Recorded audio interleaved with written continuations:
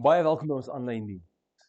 Ek wil vir jou sê vandag, die enigste ding wat jy verseker moet weet, is Jesus Christus het opgestaan uit die dood. Vandag vier ons die opstanding van ons koning, die opstanding van ons God. En ons eindig ons reeks af van Jesus se, wat ons tyd spandeer het in Jesus se woorde, Jesus se dade, Jesus se lewe, Jesus se lyding en dan vandag sy opstanding. Hierdie is die fondasie van ons geloof. Dit is nie die kruis nie, want sonder die opstanding beteken die kruis nie veel nie. Is die kruis net nog iemand wat aan die kruis dood is? 'n goeie persoon wat onskuldig aan die kruis gehang het. Maar as gevolg van die opstanding beteken die kruis dat ek en jy vandag in 'n verhouding met God kan staan. Dis die eerste ding wat aangeval word deur die res van die wêreld en ander gelowe is, Christus het nie regtig opgestaan. Maar vandag wil ek vir jou sê, hy het opgestaan. Daarom is daar vandag vir my en vir jou hoop in hierdie gebroke wêreld. Dit is Paulus wat dit sê in 1 Korintiërs 15:17. Hy sê, en as Christus nie opgewek is nie, is julle geloof waardeloos en is julle nog gevange in julle sondes. Daarom moet ons vandag sekerheid kry dat ons glo in die opstanding. En hoe glo ons in die opstanding? Die feit dat my lewe nie dieselfde lyk nadat ek Christus ontmoet het as vandag nie. Die feit dat daar verandering is in my lewe. Paulus skryf die volgende neer wanneer hy in 1 Korintiërs 15 skryf. Nou Korintiërs 15 is 'n baie belangrike hoofstuk, veral as dit kom by die opstanding van Jesus. So, dit leer vir ons 'n paar goed, en ek wil hê jy moet hierdie stukkies onderstreep. So van 1 Korintiërs 15 vers 1 af kan jy onderstreep, maar ek het nou so van vers 3 af begin ek. En hier is Paulus besig om vir ons 'n kreet te gee, wat hulle sou gebruik het om belangrike feite te onthou. Nou ons gebruik dit nie meer vandag so baie nie, en as ons dit gebruik, is dit nie vir belangrike feite nie. Wanneer laas het jy die liedjie gehoor, of die kreet gehoor liewers, mango, mango, 10-1 op skool, of wanneer jou kind dit sing. Ek het dit nou die dag by 'n rugby beleef, die rugby spannetjie, my seentjie se rugby span, begin sing het, mango, mango, en ek meen, is 2 woorde wat dieselfde is net na mekaar gesê, maar dit het my dadelik teruggevat, na toe ek op skool was, en ons het, saam met die dirigente, het ons hierdie liedjie gesing. Ek gaan toets toe, en ek gaan vra iemand wat ouer is as ek, of hulle die kreet ken. Sê ja, en ek sê, maar waar het jy hierdie kreet geleer? En toe ek uitwerk, wat is die verskil tussen waar die persoon die kreet van onthou en my seentjie, is daar 58 jaar verskil in hierdie kreet. En ek meen is mango, mango, veselperskes, jy kan, as hy nou in jou kop vassit, ek's jammer.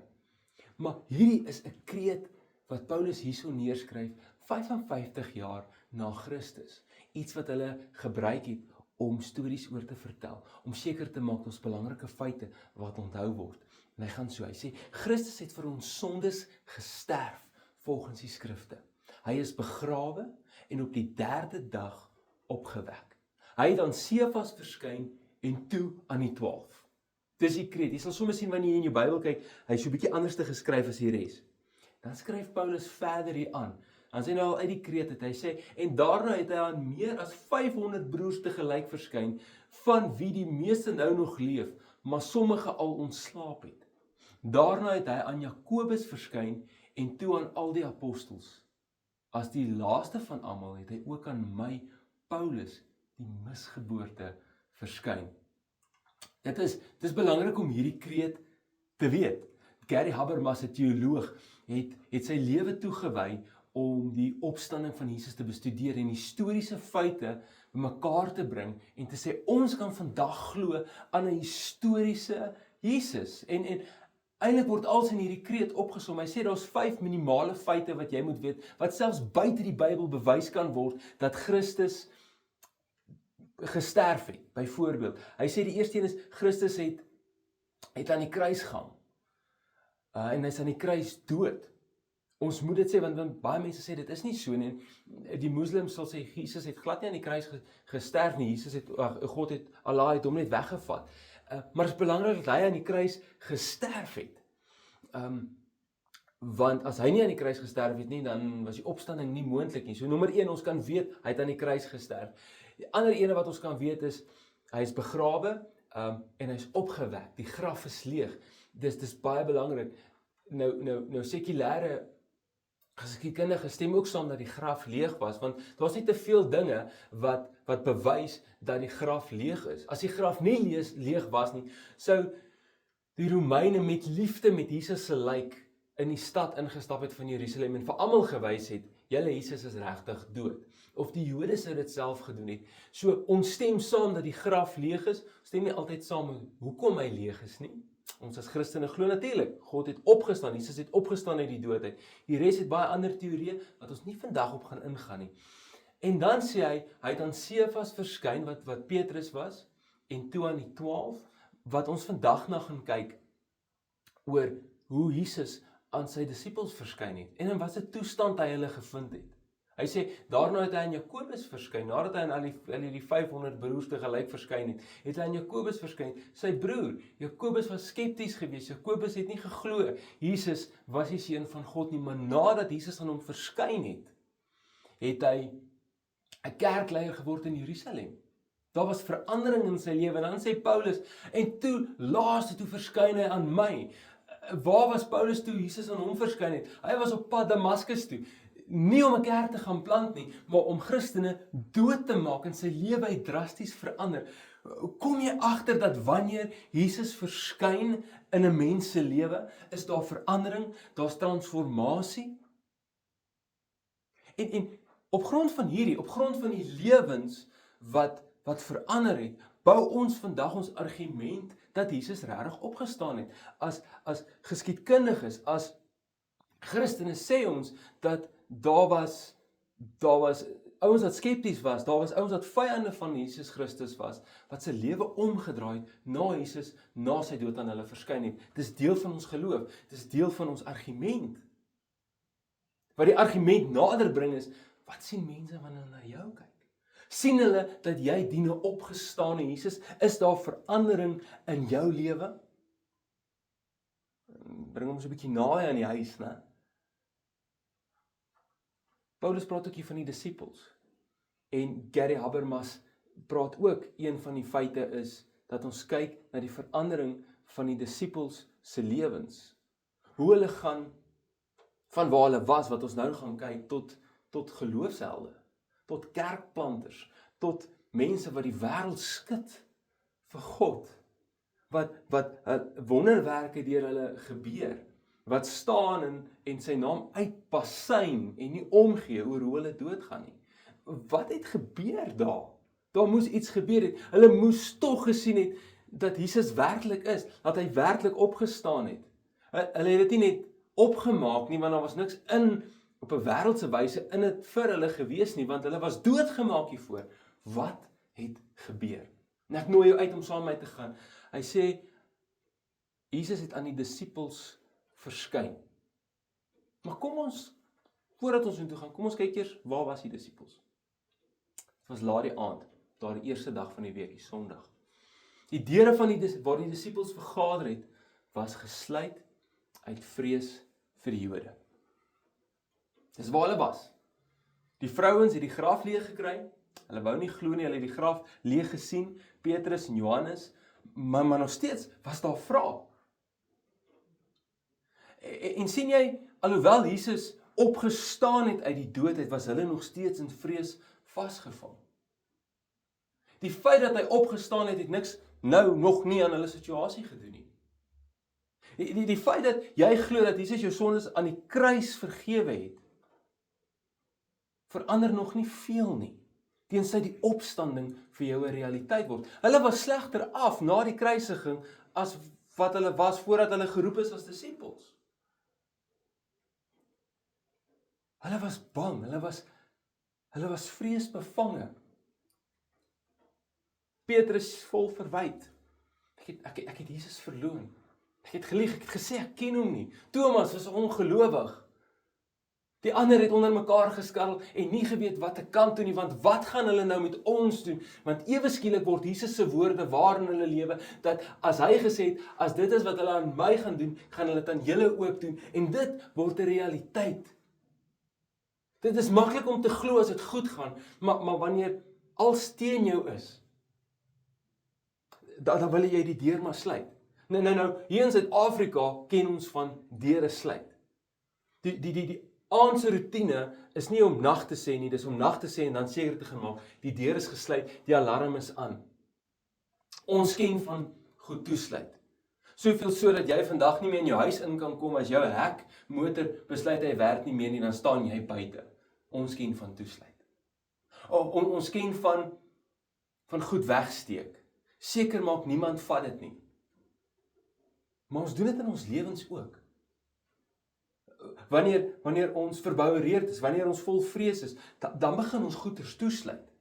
Dan begin ons mure bou, ons begin die mure hoër bou, ons maak seker, niemand kom hier in ons lewe nie, en ons hou mense uit, want ons is so bang hier aan die binnekant, ons is geïsoleer, ons isoleer onsself, en ewe skielik sit ons met hierdie depressie, sit ons met hierdie angs, sit ons met hierdie alleenheid. Want ons het goed in ons lewe begin toesluit, wat ons is bang. En dis waar die disippels was. Na die kruisiging was hulle bang. Nie op 'n goeie plek nie. Niks beter as net 'n klomp ouens wat miskien vir mekaar gesê het, miskien was hierdie als alleen. Miskien is ons om die bos gelei. Gaan terug huis toe en die vrou sê, jy het alles opgegee. Vir wat? Vir wat? Jy het nou niks meer nie. Maar gelukkig, soos ons in hierdie vers sien, was dit gesluit uit vrees vir die Jode, doetjie. Johan het nou die dag gesê in sy preek, het hy gesê, met Jesus is daar altyd 'n komma, en ons 'n maar nakom, maar Jesus. Hierso is daar 'n doetjie, want hierdie storie is nog nie klaar nie. Ons lees verder in Johannes, het Jesus gekom en tussen hulle gaan staan en vir hulle gesê, vrede vir julle. En nadat hy dit gesê het, wys hy sy hande en sy sy vir hulle. Die disippels was baie bly om die Here te sien. Jesus stap in die prentjie in. Jesus verander alles. Dit sal nie die eerste keer of die laaste keer wees dat hy aan hulle verskyn nie. Hy sal aan hulle verskyn 'n paar keer. Maar vandag kyk ons net na wat het hier gebeur. Niks kan omkeer nie. Jy agtergekom, die deur wat gesluit is, dit wat hulle in plek sit om alles uit te hou, die vrees wat hulle mee aan die binnekant sit, dit het hom nie gekeer nie. Dit het hom nie gekeer om tussen hulle te gaan staan nie. Niks kan hom keer nie. Iemand het eendag gesê, the pain of utter loneliness is a deep, suffocating emptiness that can consume every part of your being. It's not just the absence of people, but the absence of connection. Jy kan vir jouself dink hoe hierdie disippels gevoel het, maar ewe skielik daag Jesus op. Toe ek hierdie lees, dink ek so daaraan, iemand het eendag vir my gesê, en ons baie waarheid daarin, as jy kerk toe gaan, kom met 'n verwagting. Want as jy nie met 'n verwagting kom nie, gaan jy nooit teleurgesteld huis toe gaan nie, want jy gaan niks kry nie. En alhoewel dit waar is in sekere aspekte in ons lewe, dink ek dat die laaste ding wat die disippels verwag het, is dat Jesus in hulle storie gaan inloop. Die laaste ding wat hulle verwag het, is dat Jesus hulle lewens gaan verander. Partykeer is dit die laaste ding wat ek en jy verwag, is dat Jesus in ons storie gaan instap en ons storie gaan verander. Ek wil vandag vir jou sê, dat die mure wat jy bou, en die seer wat jy aan vashou, hou hom nie uit nie. kan hom nie uithou nie. Vandag staan hy langs jou, met dit waarmee jy sit. Hy staan en hy hou jou vas. Hy staan en hy's in jou teenwoordigheid, want hy's 'n opgestane Jesus wat verskyn in die moeilikste plekke in jou lewe. Die plekke wat jy toesluit, die plekke wat jy weghou. Wat sê hy vir hulle? Hy sê vrede vir julle. Hy kom en hy bring vrede. Interessant genoeg, hy kon 'n paar ander dinge gesê het. Hy kon gesê het, waar was julle in my tyd van nood? Waar was julle toe ek alleen hang aan daai kruis en al wie daar staan is my ma en Johannes? En Petrus het jy ons gesê, jou groot mond, jy is die een wat my ontken het. Ontken het dat jy my ken. Jesus kon 'n paar goed sê, net soos wat hy vandag vir my en vir jou 'n paar goed kan sê. Ja, daai lewe van jou. Daai besluite van jou. Dis nie wat hy doen nie. Hy kom staan tussen hulle en hy sê, vrede vir julle. Paulus skryf hiervan, en 'n vrede van God, wat alle verstand te bowe gaan, sal oor julle harte en gedagtes die wag hou in Christus Jesus. Jesus kom nie te kom slaan nie. En dit is my so hartseer dat baie van ons deur die lewe gaan en dink, God kyk net waar hy ons kan straf. Hy lag in ons gesigte en sê, weet jy wat, lekker, jy wou mos nie hoor nie. Nou sit jy met die gebakte pere. Dis nie wat hy doen nie. Hy bring vrede in ons lewe. Hy bring en hy herstel net weer dit wat ons oorweldig, daai vrees, daai angs, en hy sê vrede. Ek wil amper sê, hy sê, moenie bekommer nie, ek is nou nie. Ek is hier in jou situasie, ek is hier, en waar ek is, kan dinge nie dieselfde bly nie. En dan wys hy sy hande en sy vir hulle, en sê, kyk, hier's ek, dis ek, die een wat julle ver langs dopgehou het aan die kruis gehang het, dit is regtig ek, die opgestane Jesus. Dis nie 'n spook wat julle sien nie, dit is regtig ek, die een wat dood is aan die kruis, en nou lewe ek. Maar terwyl hy dit wys, is dit nie dalk 'n uitnodiging dat ek en jy bewus word van die prys wat hy betaal nie. Want hy het die prys betaal met sy lewe, sodat jy dit nie hoef te doen nie. Hoeveel keer gaan ek en jy en ons dra hierdie laste deur ons lewens, en ons voel, dit is maar die las wat ek moet dra, dis maar nou net so. En Jesus staan en hy sê, hey, ek het hierdie prys betaal vir jou, sodat jy nie die las hoef te dra nie. My juk is sag, my las is lig, vat dit op jou en ek vat joune.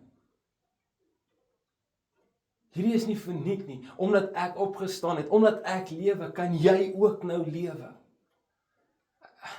Ek lees graag Jesaja 53, en daar is 'n baie groter stukkie aan, maar net vers 4 en 5, hy sê, tog het hy sy lyding op hom, tog het hy ons lyding op hom geneem, ons siektes het hy gedra, maar ons het hom beskou as een wat gestraf word, wat deur God geslaan en gepynig word, oor ons oortredings is hy deurboor, oor ons sondes is hy verbrysel, die straf wat vir ons vrede moes bring, was op hom, deur sy wonde het daar vir ons genesing gekom.